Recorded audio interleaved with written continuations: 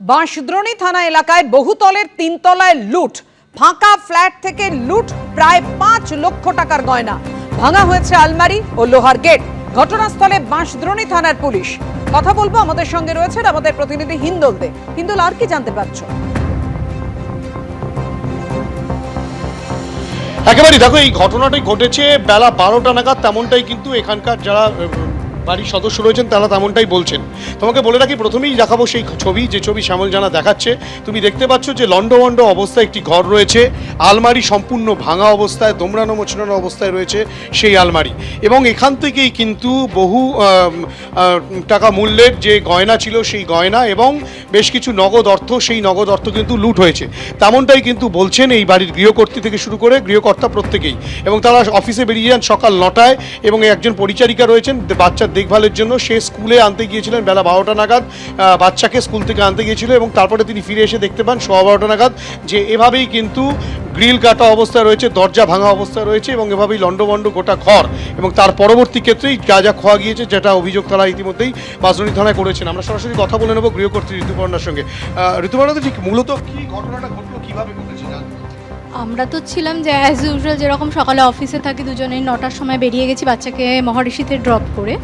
তারপরে আমাকে ১২টা নাগাদ দিদি আনতে যায়, বাচ্চাকে যে দেখভাল করে সে আনতে গেছিলো ১২টা নাগাদ।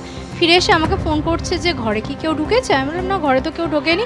বলে দেখো ঘরের দরজা জানলা সব ভাঙা, আলমারির দরজা ভাঙা, এই করা, আমি ঢুকিনি। আমি বললাম তুমি ঢুকো না, নিচে আগে খবর দাও। তো পাড়া প্রতিবেশীকে এসে খবর দেওয়া হয়। আমি এসে দেখি ঘরে এরকম আলমারির দরজা পাল্লা পুরো ভাঙা। কিছু সোনার গয়না নিয়েছে, কিছু সোনার গয়না নেয়নি। আর সমস্ত জামা কাপড় ছড়ানো ছিটানো। আমার পাশের ঘরে যে ছেলের ঘরটা, সেখানের ওয়ার্ড্রোবগুলো খোলা, গেট খোলা, গেটের স্ক্রু ফু সব প্রায় সমস্ত কিছুই নিয়ে গিয়েছে। প্রায় সমস্ত কিছুই নিয়ে গেছে। প্রায় ৪-৫ লাখ টাকার গয়না, ৪,৫০০ টাকা ক্যাশ ছিল, সেই ক্যাশ সমস্তটাই।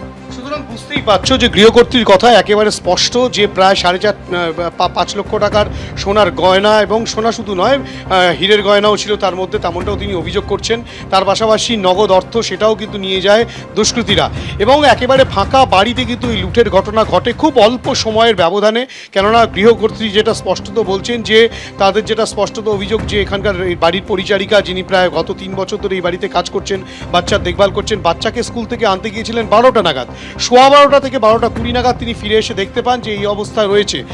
স্বাভাবিকভাবে গোটা ঘটনায় কিন্তু ইতিমধ্যেই বাঁশদ্রোণী থানায় অভিযোগ দায়ের হয়েছে এবং সেই অভিযোগের পরিপ্রেক্ষিতে আমরা দেখলাম যে বাঁশদ্রোণী থানার পুলিশ গোটা বিষয়টি খতিয়ে দেখছেন, ঘটনাস্থল তারা পরিদর্শন করেছেন। কিন্তু কে বা কারা এই ঘটনার সঙ্গে যুক্ত, সেই বিষয়টা কিন্তু বাঁশদ্রোণী থানার তদন্তকারী দলের সদস্যরা তারা জানার চেষ্টা চালাচ্ছেন। এবং আশেপাশে কোনো বাড়িতে সিসিটিভি ক্যামেরা রয়েছে কিনা, সেই সিসিটিভি ক্যামেরার ফুটেজ তারা পান কিনা, সেই ফুটেজ দেখে কিন্তু তাদেরকে শনাক্ত করার চেষ্টা পুলিশের তরফ থেকে করা হবে, তেমনটাই কিন্তু পুলিশ সূত্রে খবর।